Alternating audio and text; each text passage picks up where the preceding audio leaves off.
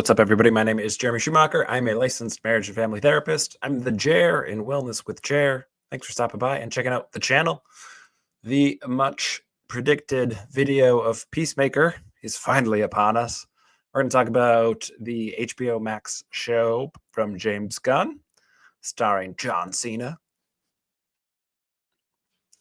Those of you who watch the channel know I'm a huge pro wrestling fan. But more so, we're going to talk about Vigilante because James Gunn has a thing about making autistic characters and then publicly saying they're not autistic, which makes me think that James Gunn, shockingly, as a movie producer, director, writer, and not a psychologist, doesn't actually know what autism is. So, yeah, we're going to talk about Adrian, the Vigilante. But yeah, the show's really good, and I like it a lot. I just rewatched season 1 in prepping for season 2. We cannot talk about Peacemaker without watching the intro because it's so good. Do you really want to taste it?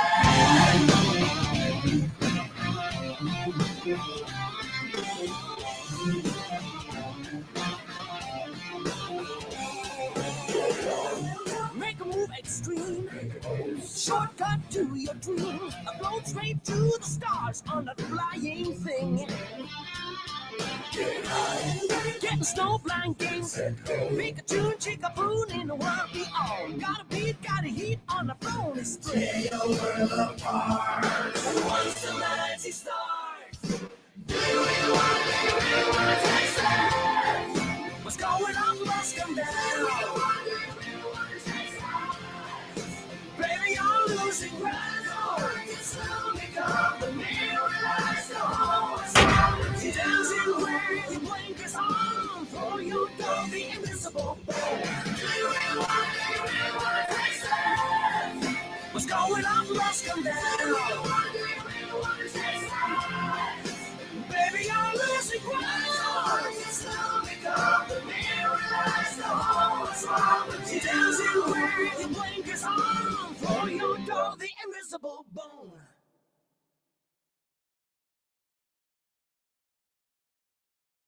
Gotta get Eagly in there, finding a spot for the dance tune. James Gunn has like a thing. I think this is maybe true.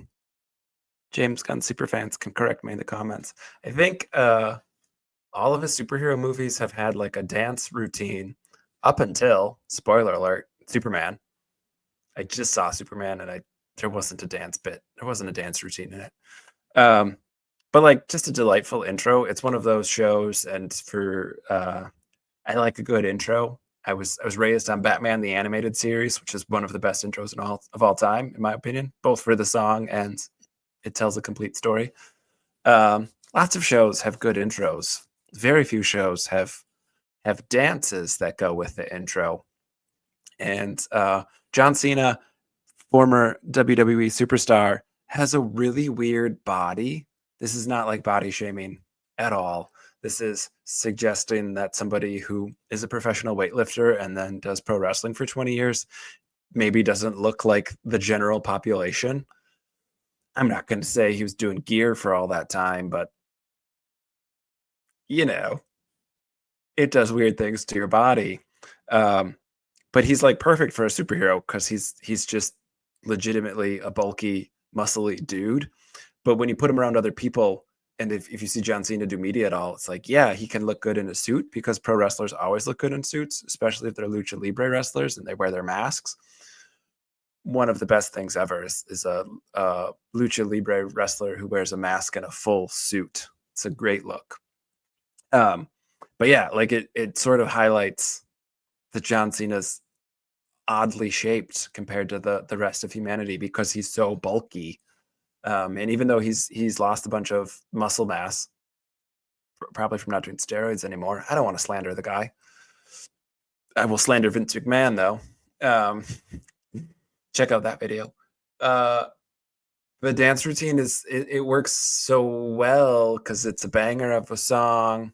James Gunn's very good at that, and John Cena's got a weird body type. James Gunn's wife is in Peacemaker. She's hardcore, and I think she was a model before she was an actress, and she also seems to be either they like picked an outfit that really highlighted how lanky she is, or like a lot of models, she's very tall and thin. Also, kind of a weird body type. So it's just like a bunch of people in there who are very visually interesting to watch. I don't know. I'm not a big body person. And it's interesting to look at that video. Again, not shaming anyone. I'm tall and lanky and gangly, so I just don't have the rhythm to do a dance routine. But Peacemaker, I mean, just hits the ground running. There's an eagle. It knows where its spot is, and it's got to get there in the intro. It's amazing. James Gunn does a good dance bit. And that sort of sets the tone for Peacemaker, I think, as like a deeper cut into DC's lore. We meet Peacemaker in the second Suicide Squad and better Suicide Squad movie, and we get a John Cena show. The Rock is the worst pro wrestler turned actor. It definitely goes Dave Batista, then John Cena, then The Rock. But Cena's pretty hilarious in this turn, and it's a good character for him, I think, and it just works really well. So when I first watched Peacemaker years ago when it came out, I didn't have HBO Max. Too many streaming services you have to pay for these days. I rented it from my local library. Go support your local library, and like loved it. From that intro on, I was like, I am here for this ultra violent, sort of silly, never taking itself too seriously, fuck Nazis show. Yeah, I'm aligned with all those things. And so just pretty hooked right away. And the more the show went on, I was like, oh, James Gunn did Drax as an autistic alien. And like, that was great. But also, let's stop making all our autistic characters aliens. And then we get Vigilante, who very much is on the spectrum. And James Gunn is weird with autism. He has a kid who he's publicly said has autism, so I don't think he should be so bad at this. It's, in my opinion, really good representation. It's just his media bits about it, where he talks about him being a psychopath, a sociopath. It's supposed to be this character that we don't really like, but he thinks like Freddie Stroma, who's the actor who plays him, just is so sweet that he makes this character who's like a monster to actually be a good guy. I'm summarizing, but those are things that James Gunn has said, and it's like, hey, you have this really great representation. Did you learn nothing from how many people in the autistic community loved Drax in the Guardians of the Galaxy? That you could you stop saying people who are coded autistically are monsters? And I'm not saying Vigilante doesn't have some issues. But yeah, like he's socially awkward. He does not pick up on regular social cues. He definitely has some sensory input stuff that is unique and interesting to him. And his brain is clearly wired differently. He doesn't do social interactions. He doesn't do emotions and feelings the same way as other people. And he's not. I haven't watched Guardians of the Galaxy in long enough to compare him to Drax, I guess. But I will say I don't think he's written so exclusively as comedic relief as Drax is. And so there's some more depth to it. Obviously, a 8-episode, hour-long show has more airtime than 3 2-hour movies or whatever. I don't know how many Guardians of the Galaxies there are. It's hard to keep up with Marvel 3 and then a Christmas special. I never watched the Christmas special. Maybe I didn't watch the third one. I liked Guardians of the Galaxy. There are too many Marvel movies. But like Drax is pretty much comedic relief, and it's that he takes everything very, very literally and like can't pick up on that anything but that. He's real bad with Star-Lord sarcasm.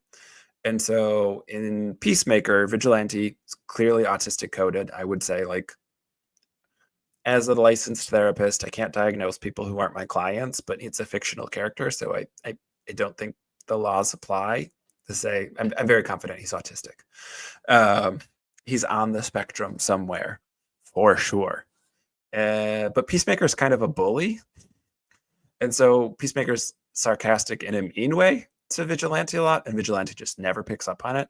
But also when Peacemaker is like, there's a scene where Peacemaker's crying and he tells Vigilante he's doing face exercises, and then we get that payoff a few episodes later where Peacemaker is crying, and Vigilante says, "Dude, weird time to be doing your face exercises, but I appreciate your commitment.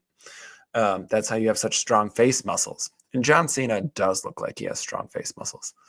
But again, like Peacemaker isn't picking up on some of that stuff. I think really what seals it is not what he does when he's in costume, but his social interactions when he's not in costume. He's quirky and a little off-putting. And I don't think people who are on the spectrum need to be off-putting, but I do think people who are on the spectrum are quirky. And I say that as somebody who's on the spectrum and is both off-putting and quirky. Um, the social interactions when they're like sitting around in the office or when he's out of costume, he's has a hard time fitting in because he's just not picking up on any of the social cues that people are giving him. When he's working as a busboy, he's missing it. When Peacemaker is at the restaurant and he's like interacting with him, Vigilante's interacting with Peacemaker, and Peacemaker's like trying to be like, nah, bro. Like, none of those nonverbals land for Vigilante. I said sensory issues. At one point, he's peeing on a tree, and Economist is like, "Dude, what are you doing? Why are your pants down at your ankle?" And Vigilante's like, "I can't pee if there are things in my butt." And like, maybe that's a stretch on my part to say that's sensory issues, but that stuff happens. Like, there are things that people who are on the spectrum or have sensory processing disorder or have some sensory input issues that, like, yeah, some things in their life they just simply cannot do with this sensory input going on. I've talked about in a lot of my videos, I don't have things on my wrist ever, whether that's clothing. I roll my sleeves up, I pull my sleeves up a little bit. I don't wear watches. I can't do the fitness trackers that are watches. I had an Aura ring for a while for a fitness tracker, and that took a lot for me to like deal with because I don't like having stuff like that. I've been married for 13 years and I still constantly mess with my wedding ring because it's constant sensory input. It's kind of distracting.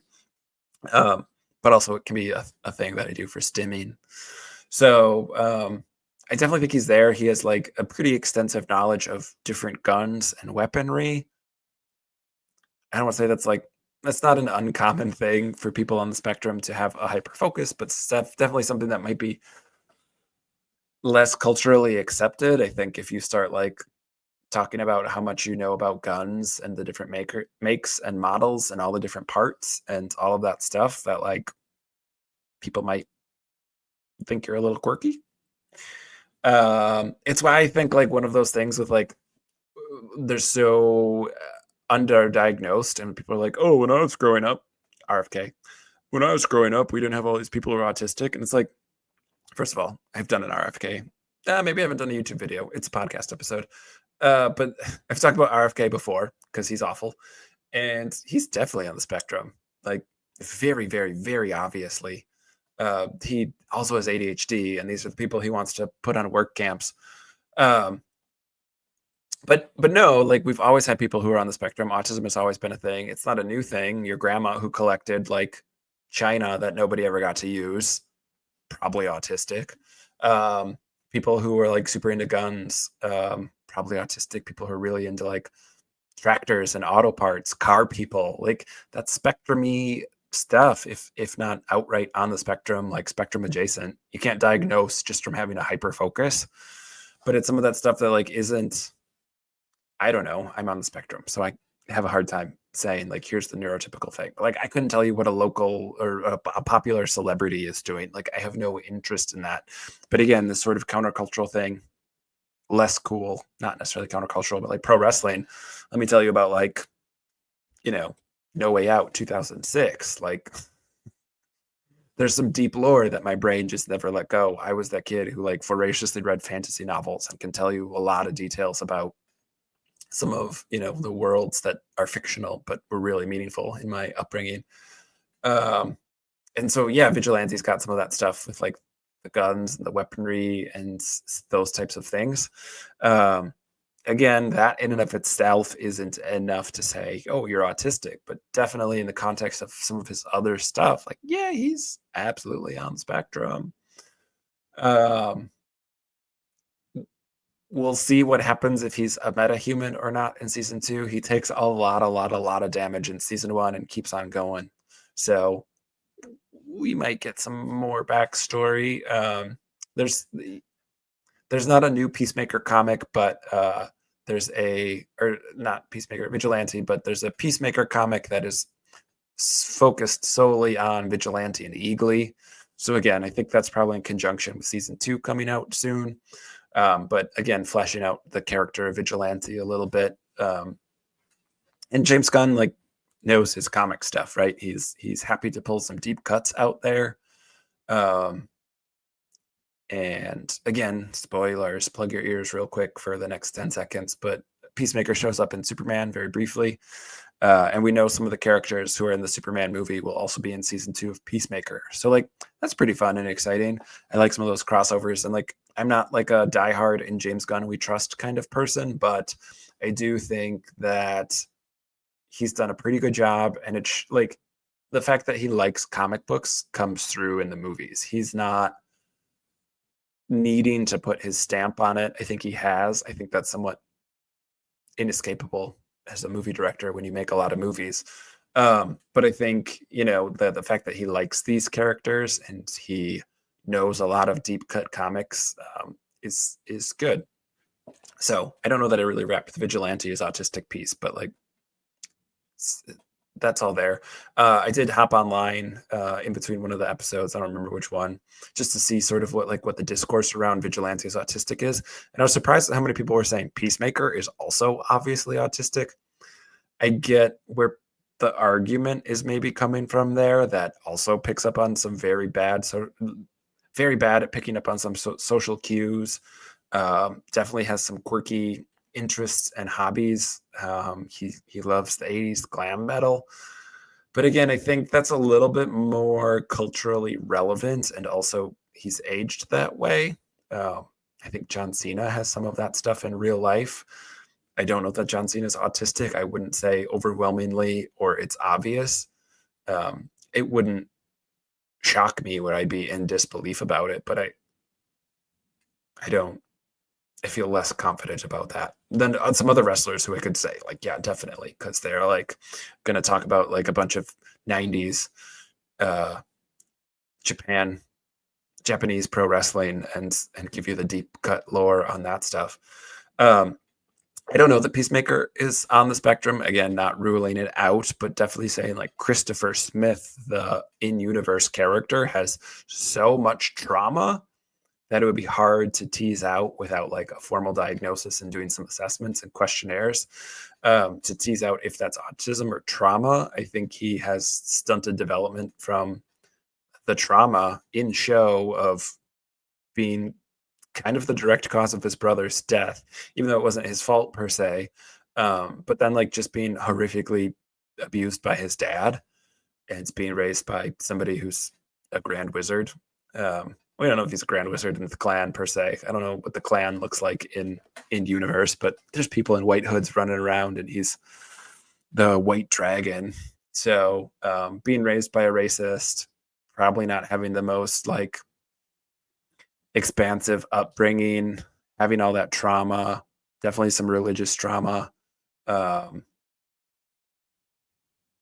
he might be weird and quirky and stunted in his development from those things more than it's because his brain is wired differently, or that he has a different neurotype. Again, not ruling it out, but anyone.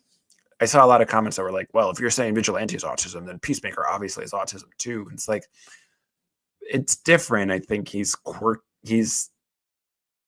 not socially adept. We have some background where he talks about being a bully. He named everybody's penis in the locker room a different nickname, and those nicknames stuck. But like again, I think that's hurt people. Hurt people. It's trauma. He was bullied. His dad was again horrifically abusive to him. We can kind of assume that the racists he was raised around were not great to him. If you want to defend the racists, I guess maybe you can make that argument that they would take care of their own, but they don't. I'm working with a lot of people who have left cults. Like, nah, that's not a guarantee. The Just because you're in group doesn't mean you're like securely attached. So I'm a little bit more skeptical of that. There's also like, I think on the how does autism come up in the Peacemaker series is a little thrown off by like their aliens taking over people's bodies. If they get a lot of good actors who can act a certain way and then act as if they're pretending to act that way, but kind of wouldn't. So lots of good acting in the show. The sort of core group that comes back, Adebayo and Economos are all very good, entertaining people. Um, Again, in the intro, Economos, Steve Agee, A-G, I don't know how to say his last name, A-G-G-E. He's a big dude. He's like 6'4", 6'5", maybe. And like, again, I'm 6'3", and a lot of people are like, oh, you're a gigantic person when they stand right next to me. And like, Economos isn't the person who stands out the most in that intro. That's why it's fascinating to me.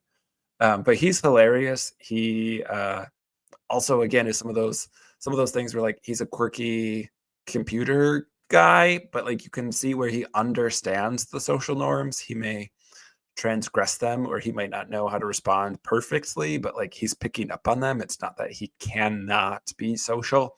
And I think that's the thing with Peacemaker too, is like it's not that he can't be social. He can be charming when he wants to be.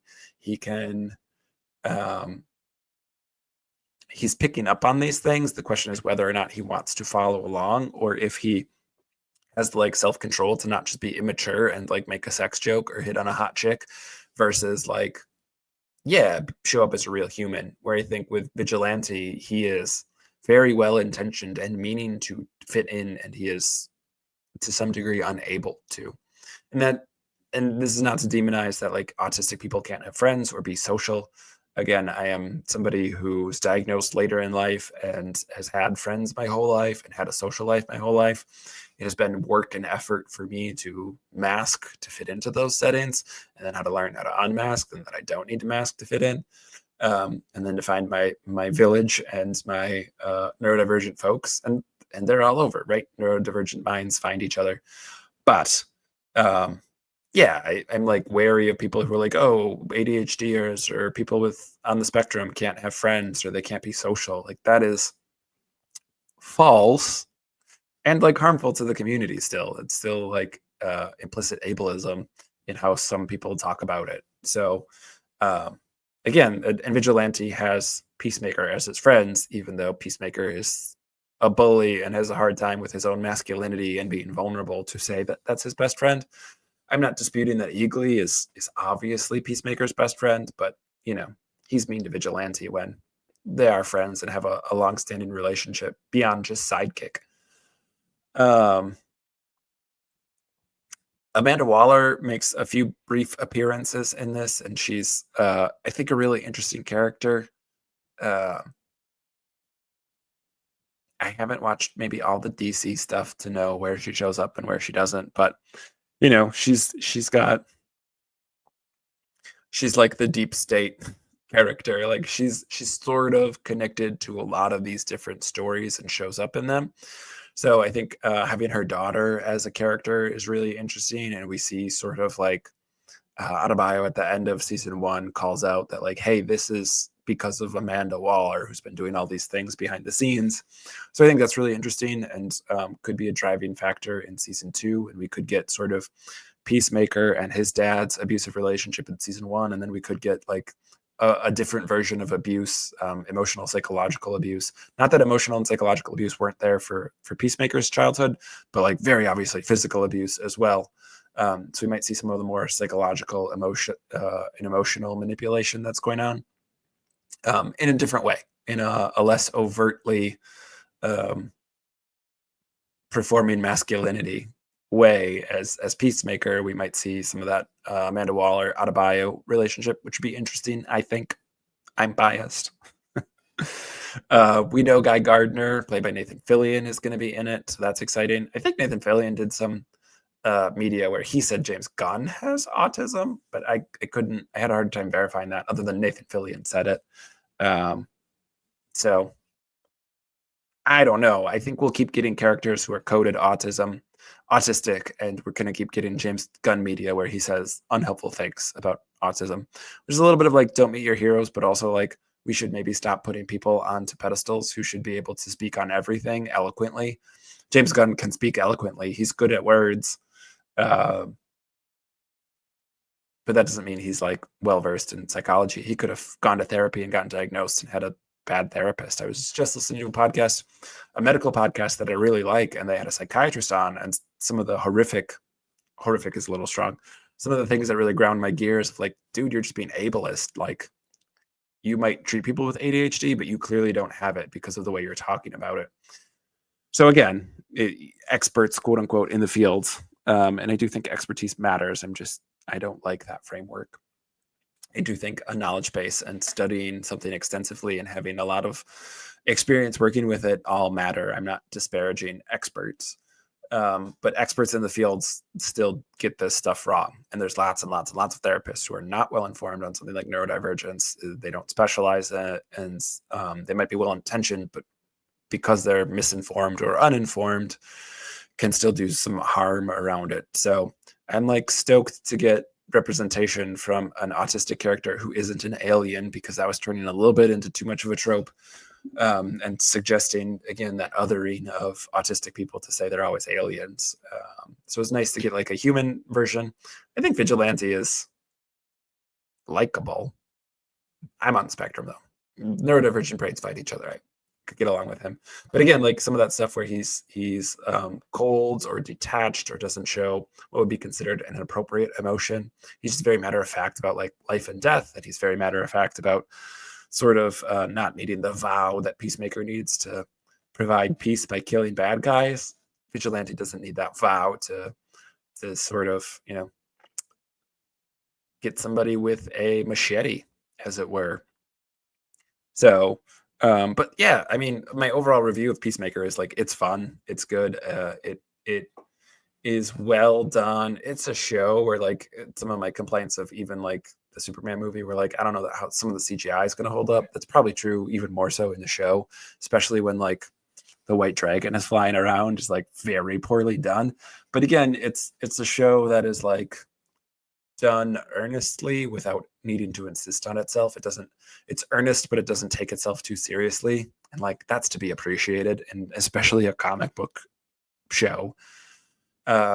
So it's fun. It's like a self-contained. There's a little bit of like, oh, the world will end if we don't solve this, which is not my favorite superhero trope. I like a local story, but it is pretty contained local story. There's some fun stuff in it.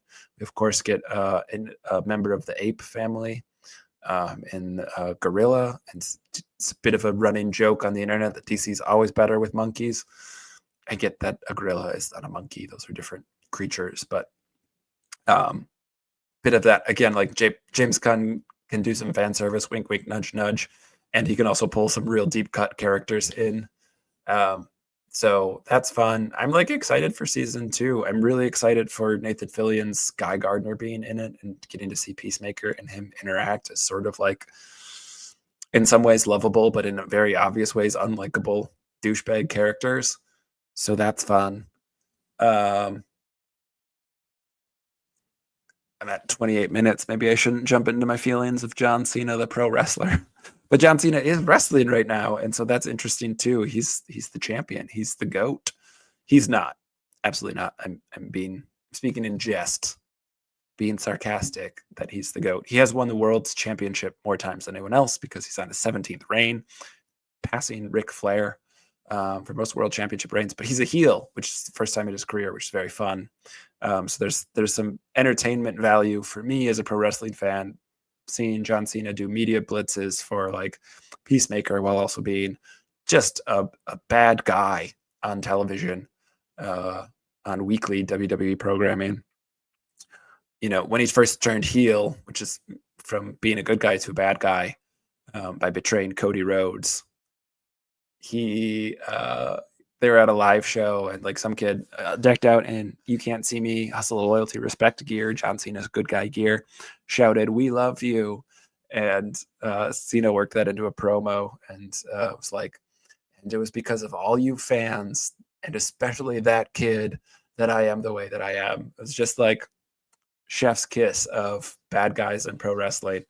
Um, Cena's garbage in the ring and always has been, and that's why people didn't like him. And he could have been cast as Superman for how little he lost for much of his career.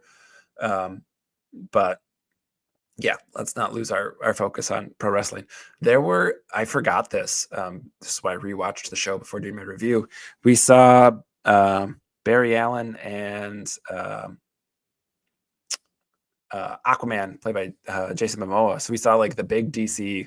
It was very obvious, not Henry Cavill. Cavill. I liked Man of Steel. I thought it was good. Or Gal Gadot, who, you know, the less we say about her, the better. But Jason Momoa and Ezra Miller were in the last episode of Peacemaker, which was kind of a surprise, just as like a payoff to Peacemaker saying that Aquaman has sex with fish, which was kind of funny too. Than Peacemaker's appearance. Spoilers. I gave you time to plug your ears. And Superman is like complaining about Superman sex stuff. There's a bit of a running gag now that Peacemaker knows all the ins and outs and innuendos of the other superheroes, which is like pretty on the button for his character to be invested in that stuff. But yeah, like I forgot that Aquaman, like the actual Jason Momoa expensive actor, just made a cameo right at the end of it, and it was pretty funny. So yeah, we'll see what happens then with some of that like tie-in with James Gunn at the helm. We have a new Superman. So what happened there? We saw Peacemaker in the Superman movie. Will we have some larger tie-in in season 2 beyond a shitty Green Lantern, which is very exciting. And yeah, I'm excited to see like Vigilante more again. Like I think it's good representation. He is pretty callous in some of the murders he carries out, but I think for the most part, other than being kind of maybe a little codependent or needy or not having great boundaries with Peacemaker, I think it's good representation. Maybe it is that like the actor who plays him is just so likable and charming, but it's nice to see like a non-alien, a non-like monstrous character. James Gunn should really stop calling him a monster. Be doing some of that stuff. And oh, I don't want to get like stereotypical here, but like we see some of this as people on the spectrum. Obviously, there are lots of folks out there like me who were twice exceptional, high functioning folks. Don't love that language. That is the language that the profession uses, unfortunately. But there are people who are. It's a struggle to fit in, and they are sometimes attracted to some of those jobs that other people might not be, like mortician.